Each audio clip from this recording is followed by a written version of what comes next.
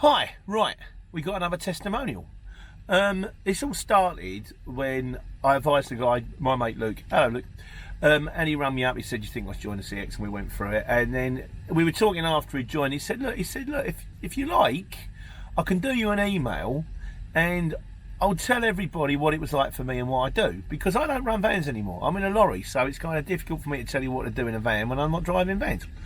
And he was kind enough to do it, and we posted it. And I said, if anyone else is prepared to take the time, write the email, and we can just share it with the class, and you guys can then get an independent opinion, not just from my experience, but from other people's experience. You might need to read between the lines. All I do is I read them, and if I don't think they're ridiculous, which so far none of them have been, out they go. So, without further ado, we've got an email from Paul Sleight. Just before we go on, Marvels of Modern Technology here, if you have got a story about the CX, not like a testimonial about how it worked out for you, how you're running, did you have a disaster, is it wonderful, has it changed your life, that's my email address. So if you want to ping me an email, I'll be honest with you, I'm not always the quickest about getting back to these things. I spend most of my time driving, but please do. And all I'm going to do is, like I say, if I read them, they're not crazy, I'm going to stick them up. But without further ado, right, this is from Paul Sleight. Hi Pete, he says, hope you are well. Hi Paul, thank you. He said, it's Paul Sleight here, and I've added comments on your YouTube channel before, and they've worked their way onto the Sunday Q&A, so I appreciate that, mate. No, mate, thanks for commenting. Right, I started on the CX back in October with a Luton with a tail lift. It had 35,000 miles on the clock, and I paid 25,000 plus VAT for it. I was lucky that I had the money to do that. Plus I spent another £1,000 to £2,000 on equipment, and I had a £10,000 cash flow.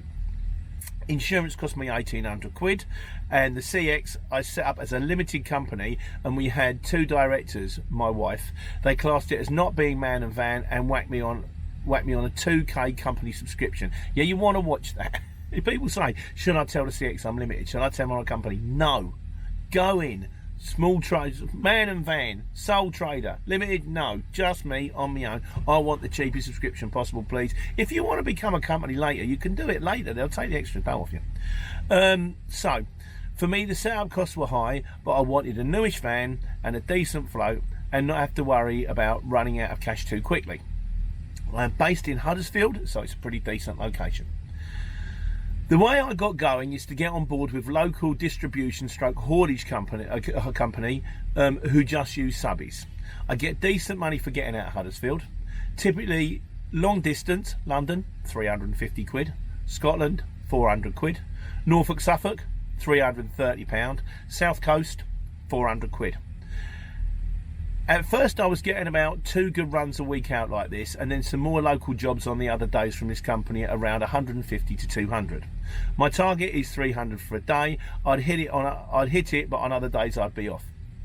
I'd use the CX to try to get me back to base or thereabouts, but I wouldn't quote silly money.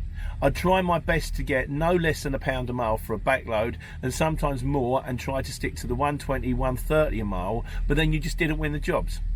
Prices have really dropped off after Christmas, and it's been slow from both the CX and picking up work from this company, but the £10,000 float has held out for me so far. Now I've got another distribution haulage company under my belt, and at the same time I get I get out with distance, but now I've cut the local jobs down to a minimum, so I'm averaging more and moving closer to my £300 target over the course of a week. So if I don't get a job back on the CX, it's not the end of the world. Don't get me wrong, most mornings I'm setting off at 4 AM. I try to get my first drop off at about 8, 9 AM in the morning, and I have around 5 to 9 drops maximum. And the idea is to get back to the yard and load up for the next day. This can't always be achieved even without getting a backload off of the CX. For me, this is working, but still money can be quite tight. If I don't keep a close eye on it, I'm going to see where we stand at the end of the summer and work out if it's sticking to vans or moving up to HGVs, as these companies use HGV subbies too on a day rate. I hope this gives a brief insight on the CX, and that you don't have to just use the CX, and it can be used as another tool in your bag. Thanks, B, and keep up the great work. Cheers, Paul. Well, Paul, thank you very much for the testimonial. It's appreciated. So there you go. I mean, what I would say is he's hitting 300 a day in a Luton. That's good. My target was 250.